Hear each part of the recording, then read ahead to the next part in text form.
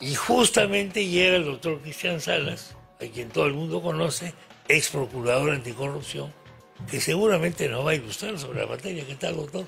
Don Chema, muy buenos días. Gracias por la cordial invitación. Gracias a usted por venir y justo llega en este momento. Y es que el otro día yo decía que, por supuesto, no todos somos iguales ante la ley en el Perú. El presidente no es igual a mí.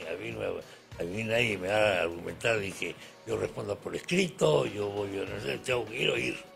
Y ahora el argumento es que no se le puede investigar. Porque como no se le puede acusar, ¿para qué investigar?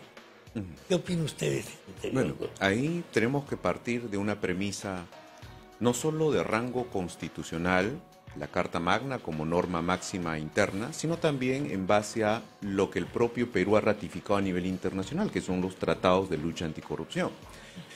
Y esa premisa, esa base de la que debemos de partir es que un Estado está obligado a no generar impunidad. Por tanto, es imposible pensar que la máxima autoridad del Estado, el presidente de la República, puede estar ni siquiera en condición desigual, sino por encima de la ley, ser totalmente inmune a cualquier responsabilidad y sobre todo si se trata de índole penal. ¿Qué es lo que estamos escuchando en este caso como parte de la estrategia de defensa del presidente de la República? No me investiguen, porque si me investigan al final la acusación no va a tener futuro, se va a frenar, a mí no me pueden acusar. Ahí hay un error de interpretación muy puntual por lo siguiente. El artículo 117 de la Constitución dice que al presidente solo se le acusa, estar hablando de una acusación constitucional, no penal, por traición a la patria, impedir elecciones y demás. Algunos de ellos incluso no son delitos. Por eso es que es una acusación constitucional. Es una acusación constitucional. Así es, por violación a algunas funciones de rango constitucional. Punto. Entonces ahí eso nos aclara una cosa. Nos tumba el argumento del presidente de que él no puede ser un perseguido penalmente. Nos tumba ese argumento. Está hablando de responsabilidades constitucionales. Contrario sensu, ¿qué significa? Si hacemos una interpretación contraria, el presidente sí puede ser investigado, lo que no puede ser es acusado constitucionalmente. Y uno diría, bajo la noción del presidente de la República, es ¿y para qué me investigan si no me pueden acusar? Ese es el razonamiento, pues. Se investiga para asegurar. Ese es un término que nadie está utilizando. A ver. ¿Asegurar qué cosa? Asegurar los datos inmediatos que hoy se pueden recabar y que luego se aseguran, se resguardan para futuro, para cuando él, o sea, vacado, o sea, destituido, o se le pueda recién procesar judicialmente. Pero hoy se tiene que investigar para recabar y asegurar estos elementos urgentes, estos datos probatorios. ¿Qué pasa si de aquí a 5 años o 4 años, o a 2 meses, cuando vaquen al presidente, qué pasa si matan a uno de los testigos? ¿Qué pasa con esa declaración? ¿Qué pasa con esos documentos que de pronto en unos meses pueden ser quemados, desaparecidos? Hoy se tienen que recuperar. ¿Y cómo lo hago? Oficialmente, a través de una investigación preliminar. Que más adelante recién se lo pueda acusar, eso es otra cosa. Entonces, creo que si partimos de esa noción, de esa lógica, vamos a entender perfectamente que este tipo de pedido va a ser descartado. ¿Cómo elijo ante quién presento este recurso? No, es por un tema de competencia y turno. En este caso, siendo el fiscal de la nación quien desarrolle la investigación, tiene que ser un juez de investigación preparatoria supremo el que conozca este pedido. O sea, no es el caso de que yo puedo recurrir a un juez que me lo saco de la manga por ahí perdido para presentarlo, ¿no? No. Incluso eso se manejaba mucho, nos acordamos en los habeas corpus, que uno lo presentaba en provincia, a su antojo. No, ya incluso eso cambió. Pero aquí estamos ante una tutela presentada ante un juez competente, que es el doctor Checkley. Bueno, entonces vamos a... ¿Cuánto puede tardar el juez en dar su veredicto? Según la norma puede hacerlo de inmediato o en 48 horas. Inmediato 48 horas. De manera que estamos, yo creo, en un momento histórico en este momento. No sé qué opina usted. Sí, sin duda, sin duda. Yo de repente estoy dramatizando un poco. Es un momento histórico porque es para ver si somos o no somos una democracia. Es decir, si todos somos una igualdad en la ley y si los gobernantes tienen responsabilidad o no tienen responsabilidad. Así es. Y estamos, ¿responden ante la sociedad o se quedan callados? Estamos ante un momento crítico. ¿Por qué? una crisis, ojo, no derivada de la investigación. No, claro, Las autoridades cumplen su función, claro, pero es crítico por la propia conducta del presidente y sus altos funcionarios, que están haciendo todo para no ser transparentes, pese a todos los indicios, no dar explicaciones concretas y razonables, y sobre todo para evitar ser investigados. sí, claro. El objetivo de una investigación no es acusar, el objetivo de toda investigación es esclarecer los hechos, y el primer funcionario público, el presidente, está obligado a ser transparente y a colaborar con ese esclarecimiento. De hecho, lamentablemente ese mensaje es negativo. Es negativo, a pesar de que él dijo muchas veces de que él se somete a toda clase de investigaciones, de que su comportamiento es transparente, etcétera, etcétera, etcétera. Pero eso es lo que no está haciendo en este momento, ¿no? Seguramente su abogado le ha hecho cambiar de opinión, o nunca pensó eso realmente. Era bueno lo que decía para la galería. Y simultáneamente, me parece que tiene relación, o puede tener relación, el ministro de Justicia anuncia un proyecto de ley para combatir las llamadas filtraciones a la prensa. Es decir, el proyecto de ley del ministro de Justicia, el señor Chero, está en que se va a perseguir o investigar y sancionar hasta con prisión no efectiva a jueces, fiscales, etcétera, que filtren información. Evidentemente, buscarlos es muy complicado, muy difícil, pero en el fondo lo que se persigue aquí es un proceso de amenaza, de intimidación, ¿no? Porque si usted es un juez y me da a mí una filtración y yo la publico, yo también corro peligro, pues. Porque yo no me voy a atrever a publicarla, porque lo voy a sacrificar a usted. Claro. Entonces, en el fondo esto es una mordaza. Claro, mira, ahí y está en paralelo con este procedimiento. Hay que partir de algo. Hoy, sin ese proyecto, hoy ya existe la prohibición para los funcionarios, policías, fiscales, jueces, de que en investigaciones, no en proceso, en investigaciones, la información es reservada y ellos están prohibidos de suministrar información a terceros, incluida la prensa. Sí. Ya existe esa obligación, es una obligación funcional que incluso se les puede sancionar. Punto.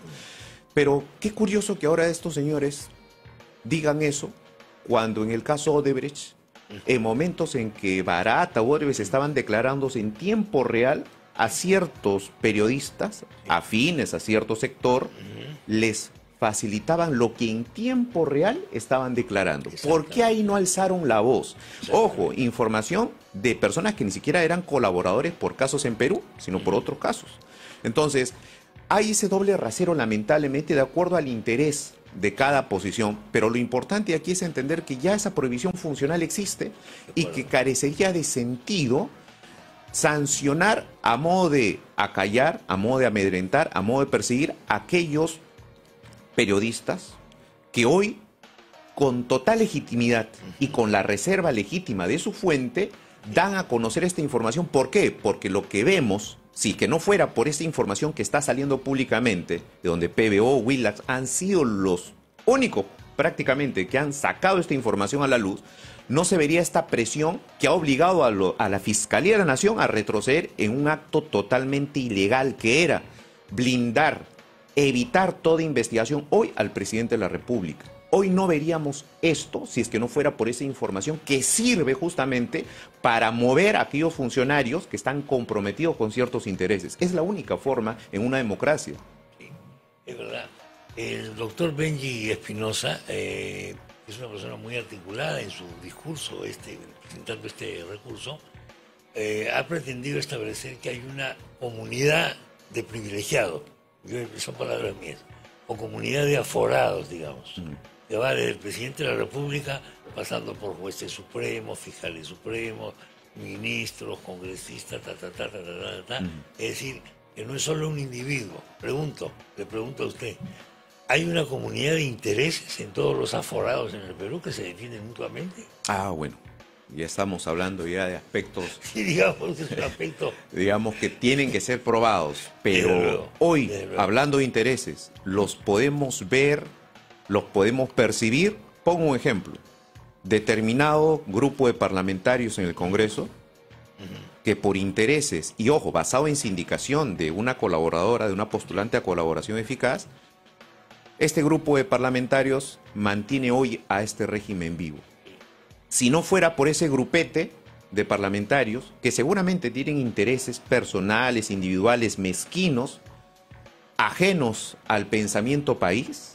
Por ese grupo de personas, hoy este régimen con graves visos de corrupción, cuestionado tremendamente, donde supuestamente, según, ojo, imputación de postulantes a colaboración, un Estado que hoy estaría dirigido por el líder de una organización criminal, ya, eso hoy se mantiene vigente gracias a esos congresistas. Claro, entonces ahí hay un tema ya de, no de toda la clase aforada, sino de gente que por intereses propios está metida en esto. Hablando de esto, está ventilándose ya el caso de la doctora Dina Boluarte. ¿Qué futuro le ve a este caso, doctor? En ese caso tenemos su infracción clara. ¿Le parece clara? Es clarísimo, es clarísimo. Se puede dar a muchas interpretaciones, a que de pronto ya estaba fuera de su periodo, que estaba, que lo hizo sin dolo, sin intención. Bueno, la norma constitucional que no se benefició económicamente y cosas parecidas. Que son datos, pero la norma no dice eso. No, son datos totalmente ajenos a la infracción constitucional.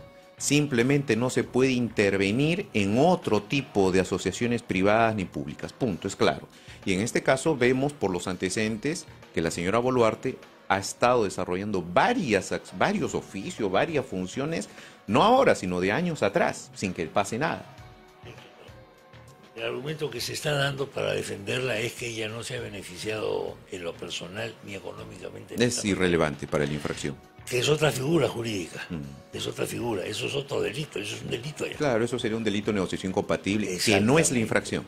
Y no una infracción constitucional. Esto no es un delito. Así es. Punible por el Código Penal. Sí. Estamos hablando de infracción constitucional. ¿Cuál es la diferencia entre las dos cosas, por favor, doctor? La infracción constitucional implica un quebrantamiento de las funciones que determinado funcionario de alta magistratura tiene encomendadas por la Carta Magna. Esas infracciones pueden ser simplemente de rango constitucional, vinculadas a su función, o incluso pueden ser delictivas. Correcto. O sea, pero no necesariamente tienen que ser delictivas. No toda infracción constitucional constituye delito. Exactamente. Exactamente. Es un poco el símil de la vacancia moral, ¿no? Es decir, de la vacancia por incapacidad. Incapacidad moral, que no necesariamente es un delito. Así es. Entonces, ahora, yo ponía el otro día, para ilustrar esto, un ejemplo.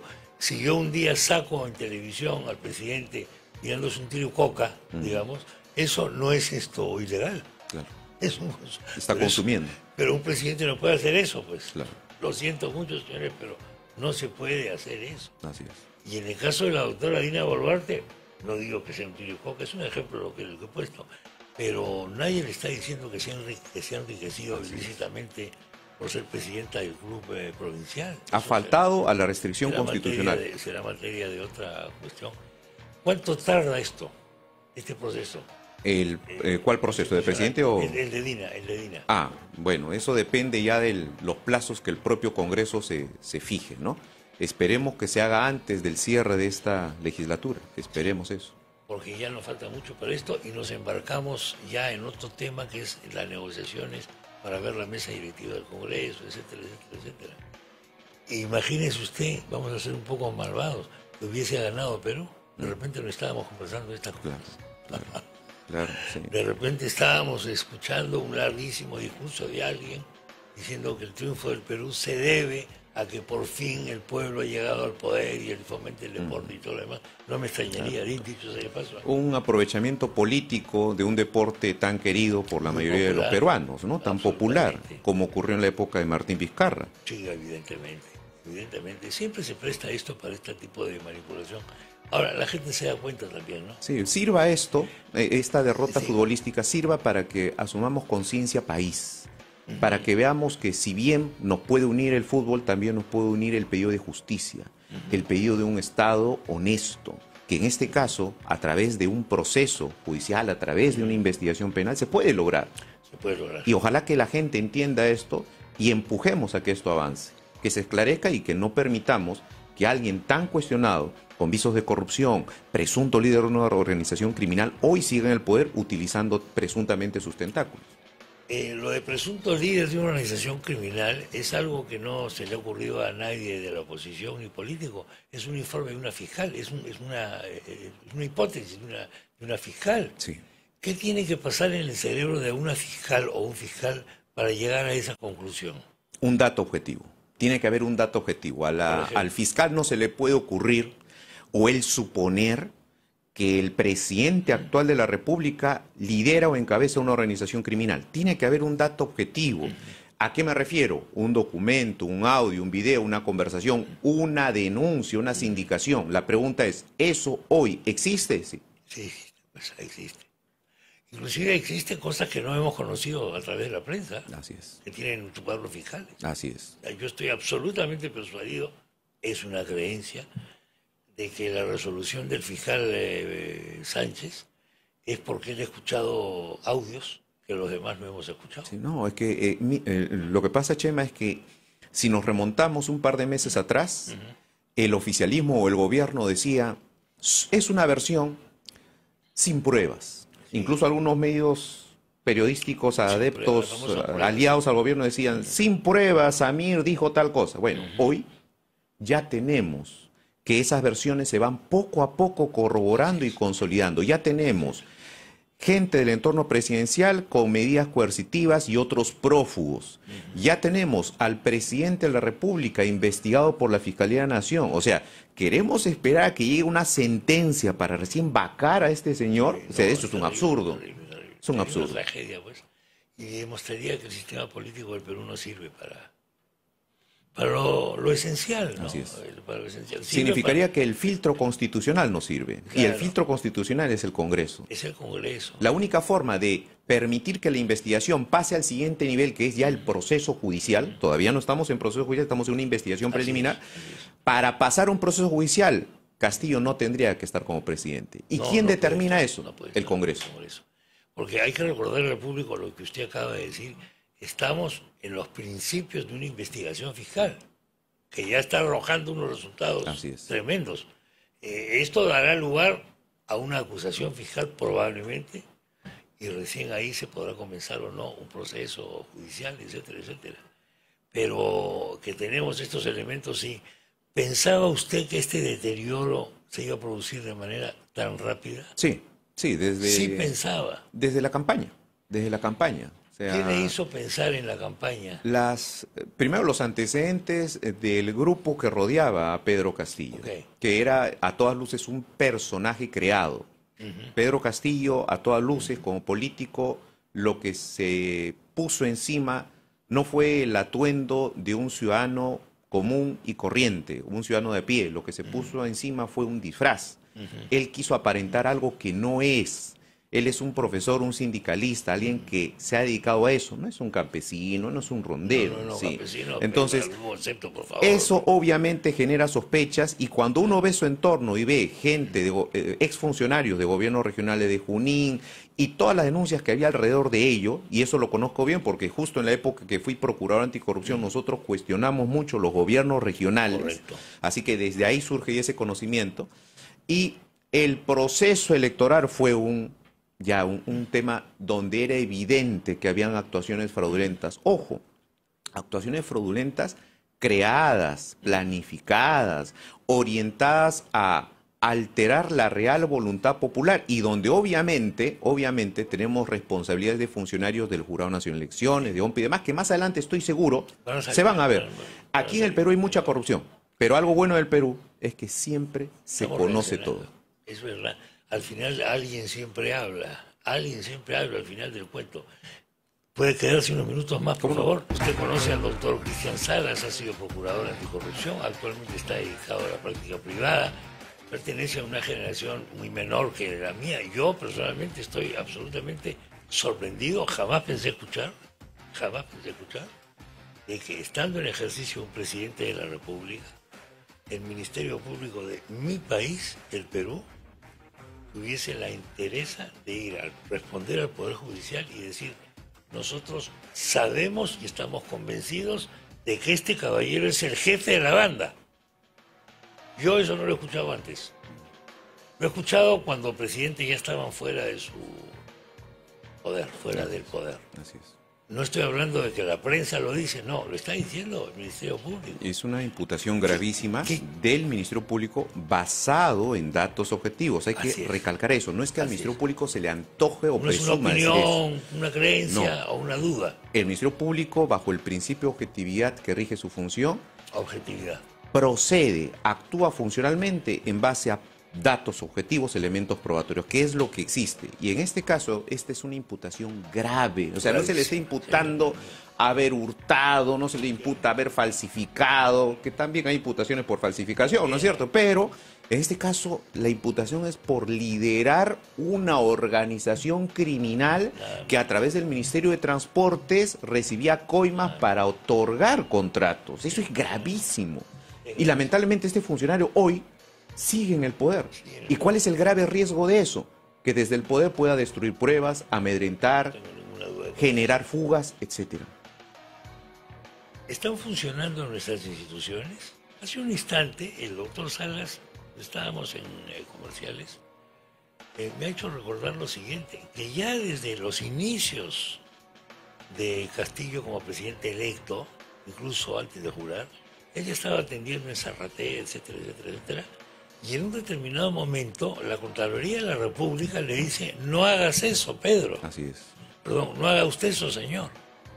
Eso se lo dijo la Contraloría, me había olvidado de eso. Efectivamente, ¿por qué? ¿Cuándo se lo dijo eso a la Contraloría? Eso se lo dijo incluso antes de que se descubriera, de que saliera el reportaje con todos los videos, estos videos que Ese estamos viendo que ahora. estamos Antes viendo de ahora, eso, la sí. Contraloría ya le había dicho, porque se había alertado eso, de una especie de despacho paralelo. ¿Y esto por qué? Lo dice la Contraloría.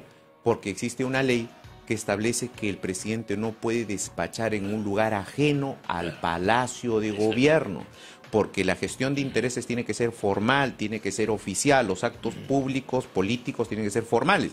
Entonces, en base a eso se dice, y no se acató eso. La Defensoría del Pueblo se pronunció también, y recordemos que en ese contexto ya se hablaba de un gabinete paralelo, ya se hablaba de presuntas visitas de personas interesadas, empresarios o representantes, empresarios o lobistas Sí. a ese lugar. Y entonces, si es que la Fiscalía toma todos estos datos indiciarios, va a tener un caso sólido, un Sí. caso concreto. Recordemos que la regla en el tratamiento procesal de los casos de corrupción es la prueba indiciaria. Pero en este caso no solo tenemos esos indicios de contexto, tenemos medios probatorios directos. Estoy seguro que más adelante, cuando se difundan estos audios, estas conversaciones que corroboren la versión de los postulantes, tendremos un caso mucho más sólido. Sí, pues porque claro, la gente dice que se investigue, algunas personas, lo que es el castillismo, para resumirlo, dice que se investigue, perdón, se está investigando. Así Y es. están apareciendo estos resultados ya. Así es. Así es. ¿Cuánto más vamos a poder conocer cuando se concluya la investigación? Hace un par de días el presidente dijo, si me comprueban que he cometido un delito, yo me someto a la justicia. Eso es una incoherencia por lo siguiente. Así es. La única forma en el Perú de comprobar que alguien cometió un delito es con una sentencia firme. Claro. Pero ¿cómo vamos a llegar a esa sentencia firme que es el final del proceso si tú desde ahora Eso. no quieres que te investiguemos? Claro. Miren el entrampamiento que está generando el propio Yo presidente. tengo mis dudas de que el presidente a alguien le haya explicado cómo es un proceso legal. ¿Ah? Me parece que no lo entiende bien. Me parece que no lo entiende bien. Y que quizás no tiene un asesor que le diga, mira, lo que tenemos que hacer es, hay que pasar por todo esto. Y la sentencia saldrá de aquí a X tiempo. Claro. Pero no vamos a esperar a que salga una sentencia para decir que eres inocente. Y algo importante aquí es que, según lo que está indicando el señor fiscal en la audiencia, la imputación es por líder de organización criminal. Sí, sí. Y eso significa que las diligencias preliminares no solo pueden durar 8 meses, pueden durar 36 meses. Sí, señor. Es decir, imaginémonos como país, ¿no? 36 meses, 3 años, bajo la sospecha de que quien nos está dirigiendo es el líder de una organización criminal. Sí, Ese contexto es inimaginable. Eso es inimaginable. Eso es insostenible. inimaginable, es insostenible. En condiciones relativamente normales, un presidente así lógicamente no puede seguir. Así es. Porque de él mismo debería nacer, bueno, yo voy a dar un paso al costado, vamos a decirlo así, que asuma la vicepresidenta o quien sea, porque es obvio que yo no puedo seguir presidente con esto.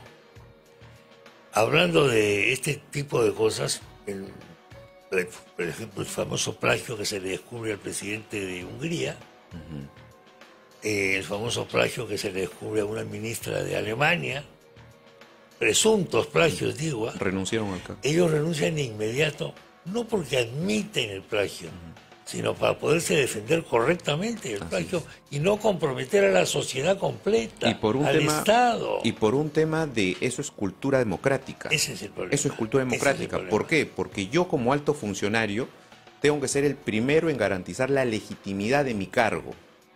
Yo tengo que garantizar que soy legítimo en el cargo. ¿Por qué? Porque cuando un funcionario público de alta investidura pierde legitimidad, ¿qué pasa con la población? Desconfía, no acata, no obedece y se genera un caos en una democracia. Lamentablemente el presidente que tenemos hoy no piensa así. No. Y está sentado en Palacio de Gobierno pensando más en cómo defenderse, en cómo garantizarse impunidad, que en esclarecer los hechos y sobre todo pensando en el país. No está pensando en el país. Está viendo cómo desaparecen pruebas, cómo somete a uno y a otro. Por ejemplo, yo me pregunto si está negociando con Pacheco, obviamente, ¿no? Supongo yo. Es un grave riesgo.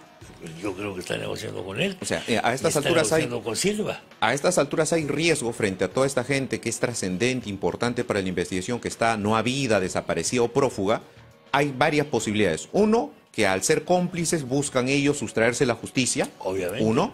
Dos, que pueden haber sido aislados por si tenían la mínima intención de ser colaboradores. De verdad, claro. Que puedan estar siendo amedrentados, sobornados, se les esté garantizando otra identidad en otro país, etcétera, o que puedan ser incluso eliminados. Ese grave riesgo hoy lamentablemente está latente. Y por eso es que el presidente no puede seguir en funciones mientras es investigado por el Ministerio Público. No puede, porque tiene superpoderes. Y lo que ha pasado con el exministro Silva es una muestra de ello. La información que circula oficialmente y formalmente del Ministerio Público al Poder Judicial, del Poder Judicial a la Policía, lamentablemente en algún momento va a ser conocida por el mandatario, que es el más cuestionado, que es el investigado. Obligatoriamente. Entonces, desde ahí pues se pueden gestar. Conocimiento privilegiado, en fin, tantos privilegios que tiene este caballero, ¿no? Así es. Y sobre todo la desconfianza que tenemos todos de que los cumpla para el bien del país. ¿Es usted optimista o es pesimista? Optimista siempre. ¿Por qué? Yo soy una persona feliz y sin optimismo no hay felicidad. Sin optimismo no hay Así felicidad. es, y es básicamente por nuestra historia. Como le decía hace un momento, en el Perú hay mucha corrupción, nuestros gobernantes han estado siempre involucrados, investigados, procesados, otros condenados por corrupción o demás actos funcionales. Y pese a que pueda ser siempre negativo ver la cantidad de casos de corrupción que tenemos, lo positivo es que en el Perú siempre se descubren las cosas. Pasa el tiempo y vemos a un señor que era el más popular aprovechándose de diversas falencias y tragedias en el país, como era la pandemia, finalmente ser vacado, como era Vizcarra. Algo que era impensable meses atrás. O sea, un tipo tan popular que se vendía como el mejor presidente y demás. El zar de la lucha anticorrupción, recordemos, aprovechando los casos Odebrecht y demás, terminó vacado. Porque se descubren las cosas. Eso es lo bueno de nuestro país. Que felizmente, aún como democracia, podemos lograr esto. Podemos evidenciar casos de corrupción y por más poder que se tenga, esa es otra premisa, el poder siempre es momentáneo. Es momentáneo. Así es. Pero el que tiene poder no lo entiende o el poder es una droga que te parte el cerebro por la mitad y no te deja pensar fríamente. El problema no es el poder, el problema es la persona. El problema es la persona. El principal filtro, la barrera, que es una línea delgadita, pero poderosa, de una persona para en el poder no caer en la tentación de la corrupción, es tu formación, tu ética, tu formación como persona. Y eso no te lo enseña la universidad ni nada. ¿Lo han intentado sobornar usted? Muchas veces. ¿Con plata? Muchas veces. No solo con temas de dinero, sino con presiones de diversa índole. Presiones. Se da muchas veces en el cargo público. Hazlo por el país, no te metas en lío, la democracia peligra, ese tipo de cosas. Sin duda. Hay muchos razonamientos de ese tipo siempre, ¿no? Siempre, ¿no? Sí. Pero bueno, depende de uno. No renuncies, tranza esto, quédate porque va a venir otro que lo va a hacer peor. Es otro argumento típico, ¿no? Sí. O todos somos así. O todos somos así. Si tú no lo haces, otro lo va a hacer. Un baño de realismo. ¿Le han pedido que sea realista a usted? Así es. Sí, no, pero o sea, la realidad no es esa es la ilusión. La ilusión es, deja que todo fluya, no va a pasar nada. No, sí pasa. Y sí pasa. Sí pues. pasa. Porque al final hay alguien que siempre habla, alguien termina hablando. Porque es crimen. Porque estamos en esta gente está entre delincuentes y el delincuente no sabe de lealtad.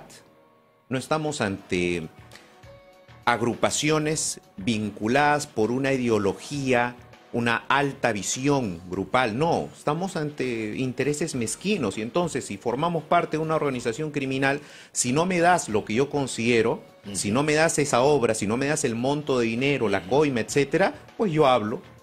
Y así han caído muchos políticos, muchos gobiernos regionales, alcaldes y demás han caído porque el postor que entregó la coima al funcionario esperando que le dieran el contrato, la obra, nunca se lo dieron a otro. Ah, entonces yo hablo. Así han caído. El que pierde se venga. Así es. Se siente traicionado. Sí. O el que está acorralado. Cuando hay mucha prueba contra alguien, acorralado. Declara.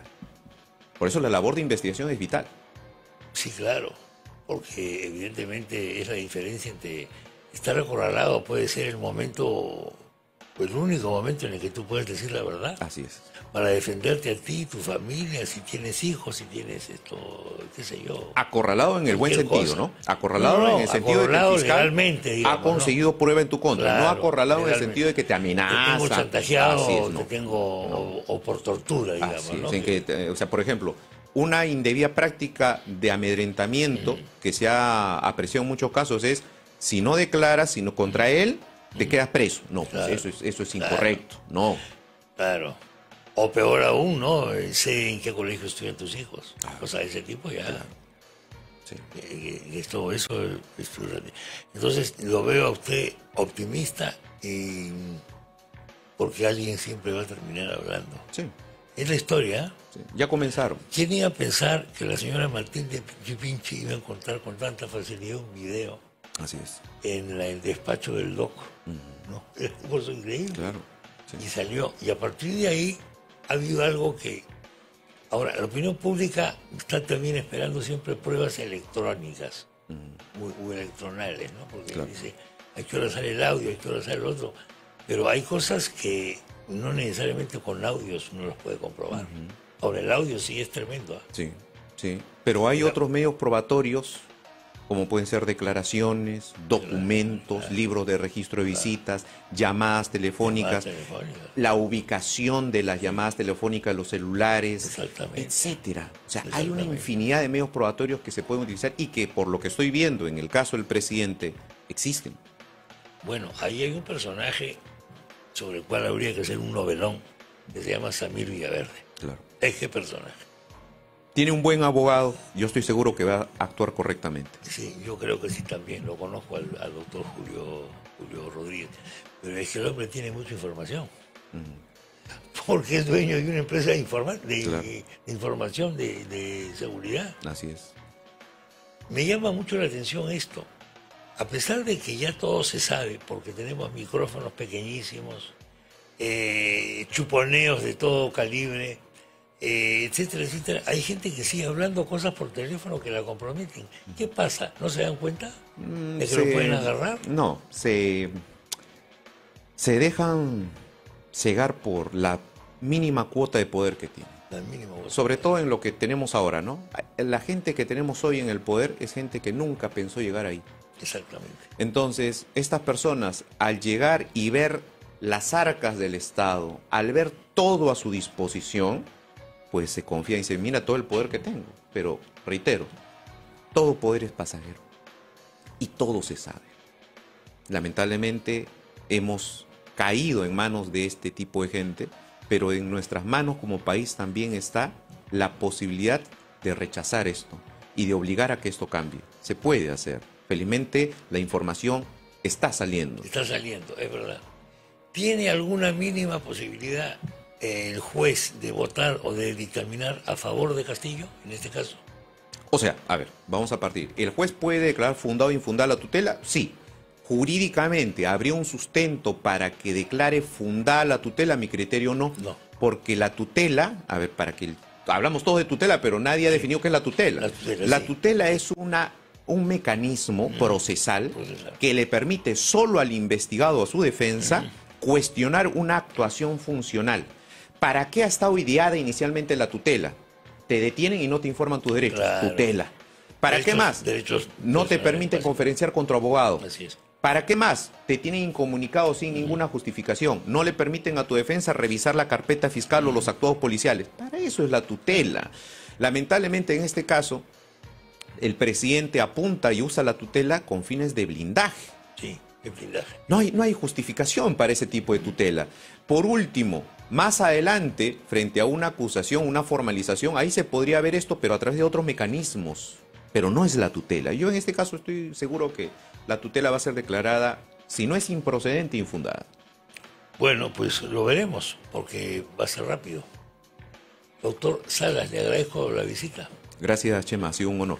Ha sido mucho gusto tenerlo por acá y seguiremos conversando, porque siempre es importante su opinión, primero por la experiencia que tiene en la administración pública, en la esfera del poder, y segundo por su trayectoria, ¿no? Esa es la verdad. Muchas gracias. Gracias a ti. Gracias, doctor. Señoras y señores.